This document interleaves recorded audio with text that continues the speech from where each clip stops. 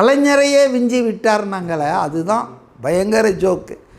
ஏங்க, கலைஞருடைய கொள்கையில் நமக்கு வேறுபாடு இருக்கலாம், அவருடைய அணுகுமுறையில் நமக்கு மாறுபாடு இருக்கலாம். ஆனால் அவருடைய கமிட்மெண்ட்டு, கேப்பபிலிட்டி, அட்மினிஸ்ட்ரேட்டிவ் அக்யூமெண்ட் இதிலெல்லாம் யாருக்கும் எந்த சந்தேகமும் இருந்ததில்லை.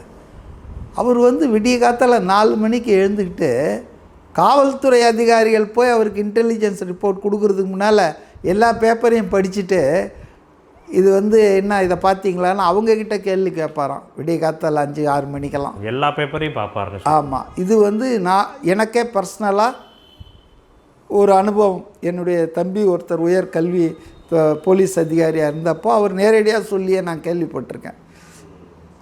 அவர் இன்டெலிஜென்ஸில் இருந்தார் உயர் அதிகாரியாக. அப்போ அப்படிப்பட்ட ஒரு உழைப்பாளர் இவர். உதயநிதியை பற்றி நம்ம கேள்விப்படுறது அவர் 12-1 மணிக்கு தான் அவருக்கு விடியுமே, அப்போ தான் எழுந்துப்பார். ராத்திரி பூரா ரெட் ஜெயண்ட்டுக்காக படங்கள்லாம் போட்டு பார்த்துட்டு அவர் காலையில் நல்ல தூக்கத்தில் இருப்பார் அப்படின்னு சொல்கிறாங்க. இப்படிப்பட்ட ஒரு நபரை திமுக காரங்க, எதிர்கட்சிக்காரன் சொன்னால் கூட கிண்டல் பண்ணுறாங்கலாம். கலைஞர் திமுகவுக்கு ஒரு தூண்டலில் ஒன்று, அதை நம்ம மறுக்க முடியாது. அவரை விஞ்சி விட்டார் உதயநிதினா எதில் விஞ்சினார்? இதில் ஒன்றா விஞ்சிருப்பார். சொன்னார்ல நம்ம பழனிவேல் தியாகராஜா, அவங்க தாத்தா சம்பாதிக்காத பணத்தை, அவங்க அப்பா சம்பாதிக்காத பணத்தை மாப்பிள்ளையும் மகனும் இந்த குறுகிய இடைவெளியில் 30,000 கோடி அடித்து மாற்றிட்டாங்கன்னு சொன்னார்.